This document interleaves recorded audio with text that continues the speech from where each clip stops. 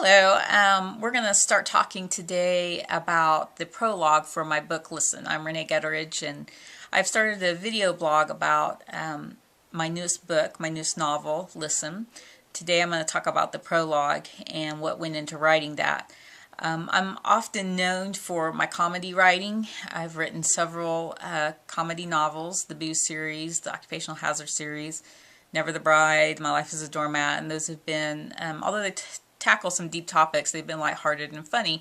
But I've also written some suspense. My first novel that was ever published, Ghostwriter, was a suspense. And I've kind of traveled back to my suspense roots for this latest novel, Listen. The prologue came later, after I had already made some decisions about the book. As I was discussing it with my editors, we decided that we wanted the tone of the book to be even darker than it was. We felt like it was a really serious topic. We're talking about the power of words and what kind of damage that they can do, and what kind of blessing they can be depending on how they're used. And so when I decided to write this prologue, it concerns the suicide of a young woman who has decided to end her life because of some things that were spoken about her. We've seen this in the news, we've seen it in the headlines, and it's absolutely tragic every time we see it, and it happens far too often. Young people especially are vulnerable to the power of words and often think that because they're spoken that must be the truth, and just the opposite is true.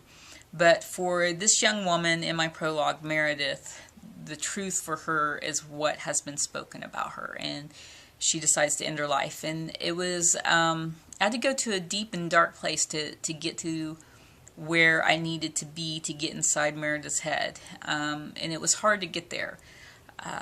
But I had to do some research actually on suicide, and that was difficult too. But I remember seeing a video or reading something about how there can be a euphoria that people experience right before they commit suicide, and I almost had to get to that place with Meredith. She'd already dipped down to the lowest place where she decided to end her life, and then she all of a sudden, once the decision was made, just was ready to do it. And it was very sad. I had to get to know her before I lost her, and I had to decide what her state of mind was when she climbed up on that ladder and put the rope around her neck.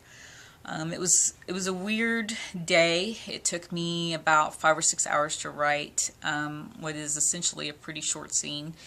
And I remember ending the scene about 2:30 in the afternoon, and then I had to go and get my kids from school. And I remember thinking, I've really got to climb out of this place because it was a really hard place to be.